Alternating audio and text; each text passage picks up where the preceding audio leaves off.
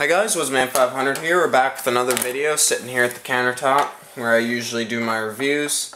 Been a while since I sat down and done a product review. Not really been busy, just kind of taking a little bit of a break, getting in a little bit of hunting. Hunting season is over. No deer this year, but we're going to keep pushing on with the product reviews and maybe some rabbit hunting and some rabbit snaring. But other than that, we're going to keep pushing on with these reviews. Stay tuned for lure review month. That's coming up pretty fast.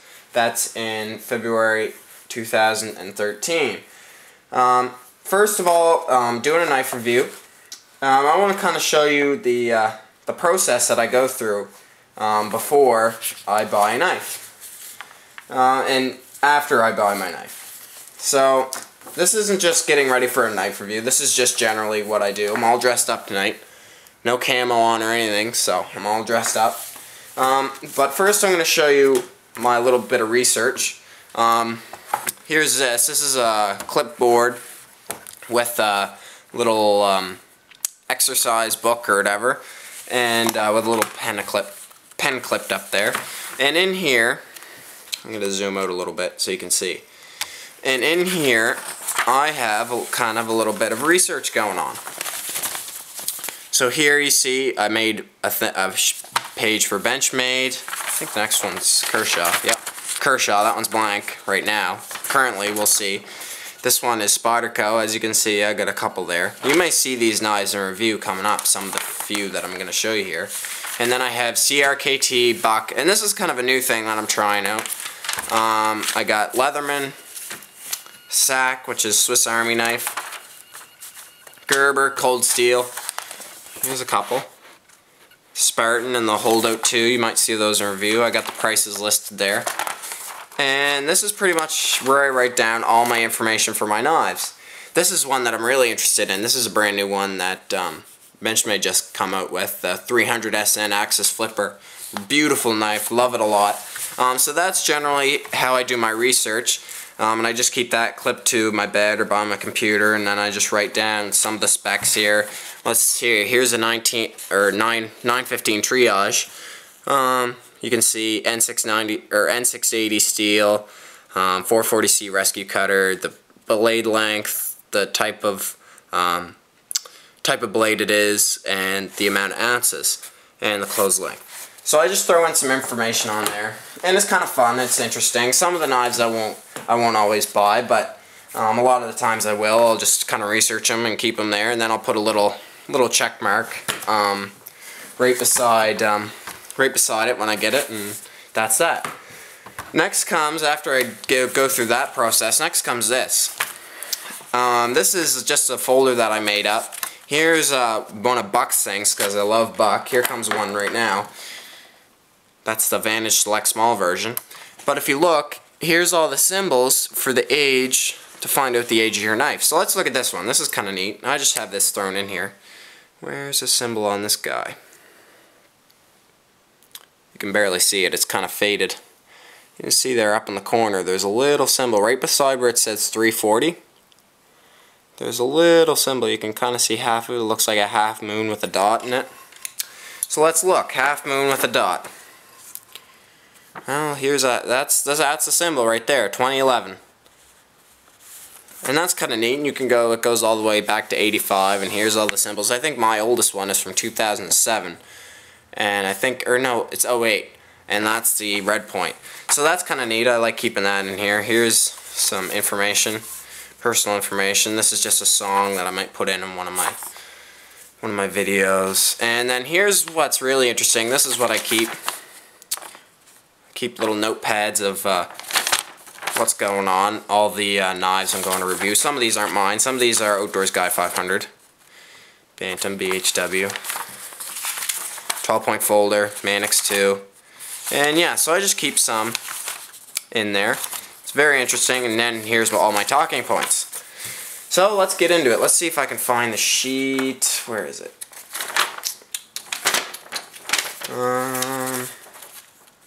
Hope I wrote it down. If not, this video is gonna... here we go. Here's what I'm reviewing tonight. This one. So let's zoom in, push this all aside, and zoom in. First of all, I'm gonna say that it was very hard to find this knife. Not so much in the fact of buying it. Thanks to Outdoors Guy 500. This was a Christmas gift from him. We usually exchange Christmas gifts. So I just wanted to give a good quality review for him. So that is, of course, the Gerber Evo Jr. So, first of all, the reason what I was going on about before, I was having a hard time trying to find this knife on Gerber's website. And the reason is because this knife is in the tactical category, you can say, on their website. And I thought that was kind of funny because the blade is only 2.75 inches long. And that's not really a tactical knife if you ask me. It's kind of short, kind of a small blade.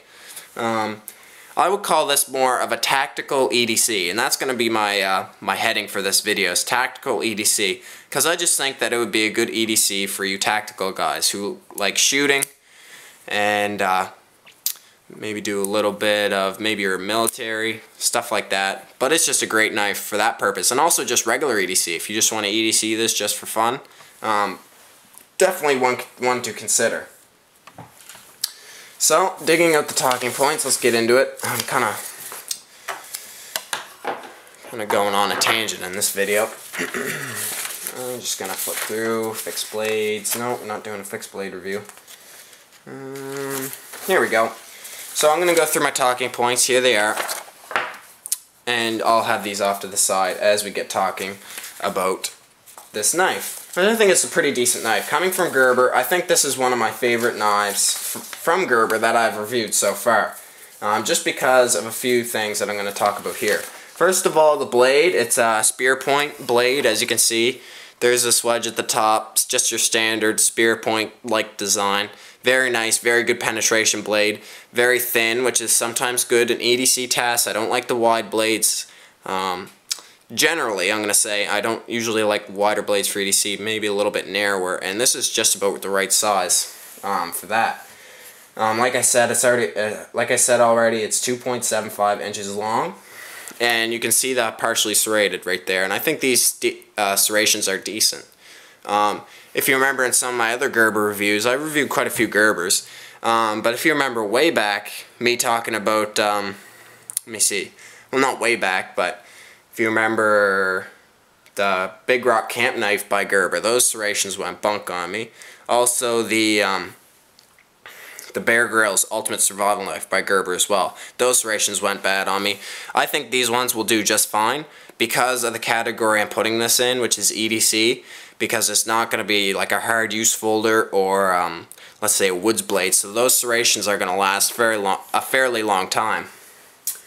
So the steel, Gerber's Mystery Steel, as we all know, I think it's getting better. I think they kind of caught on a little bit and said, oh, people are complaining about the steels. This steel isn't that bad, actually. I like it because it's easy to sharpen and fairly rust resistant, and that titanium coating is very well done as well.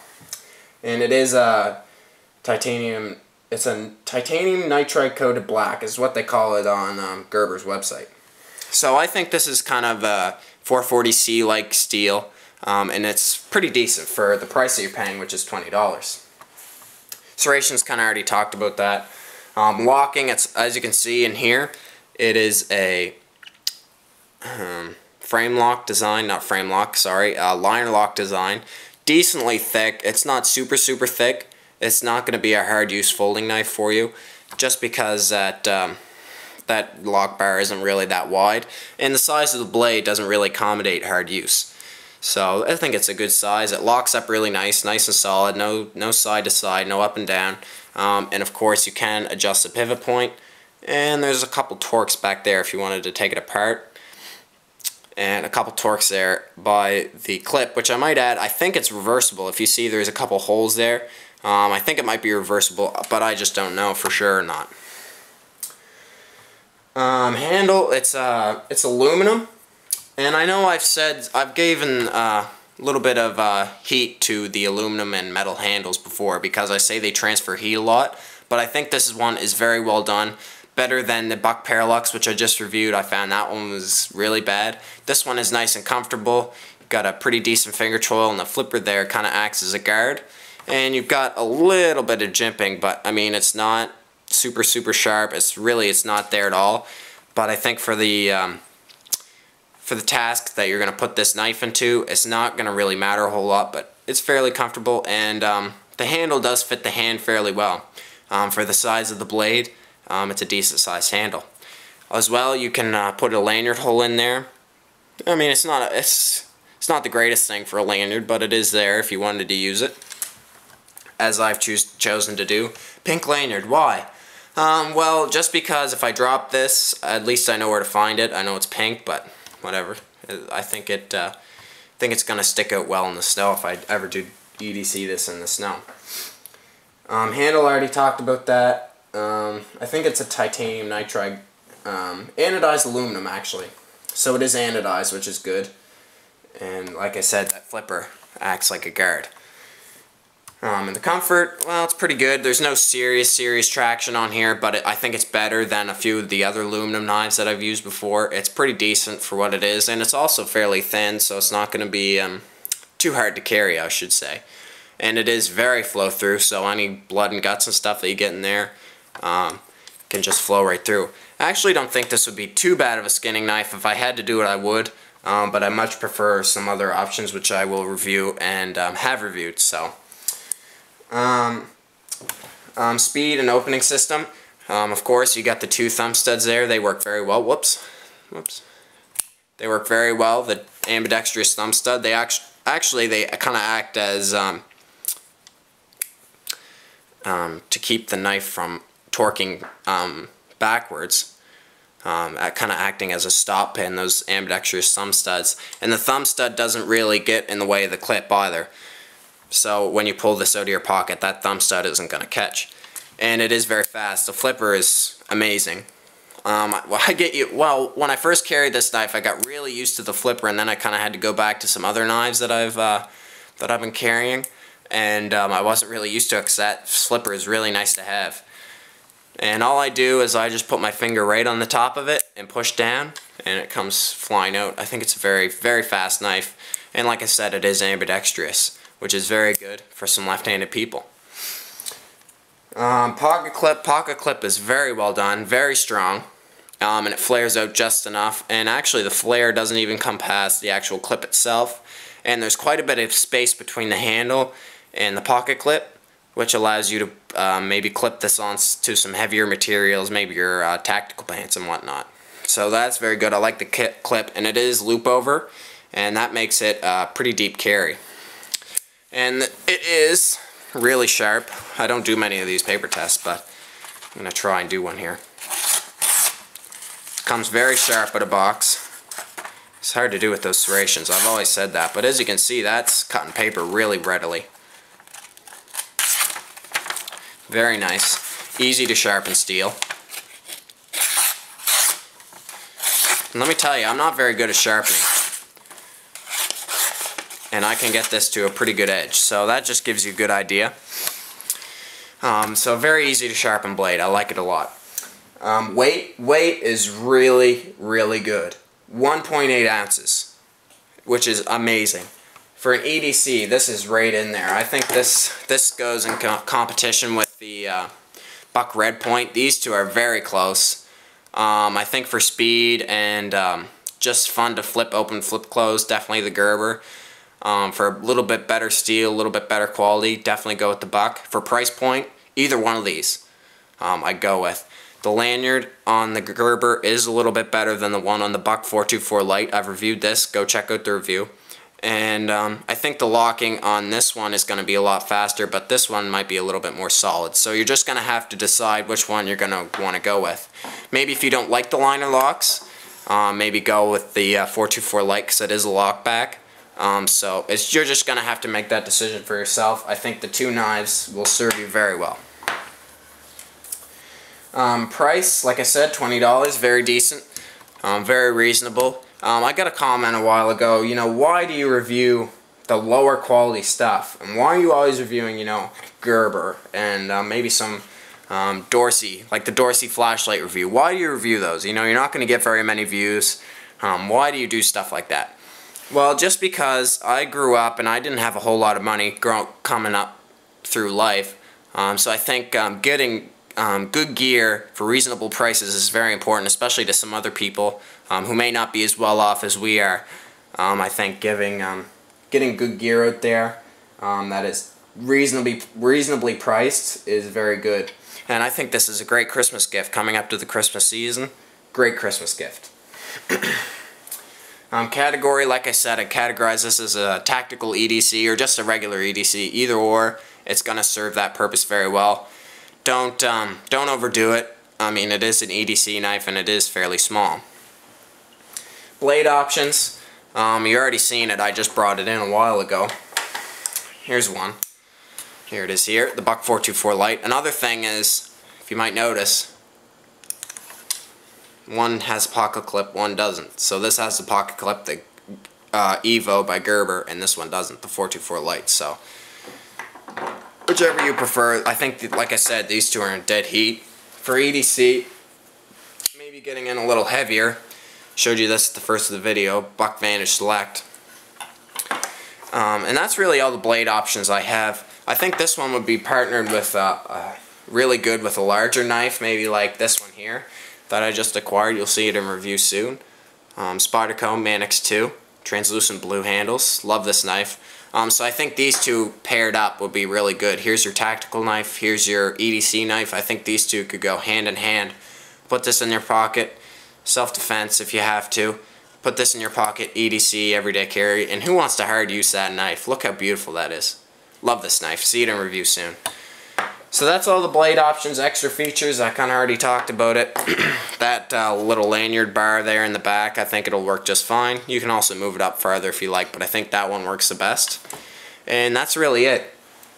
That's all I have to say. Plain edge version is available, serrated.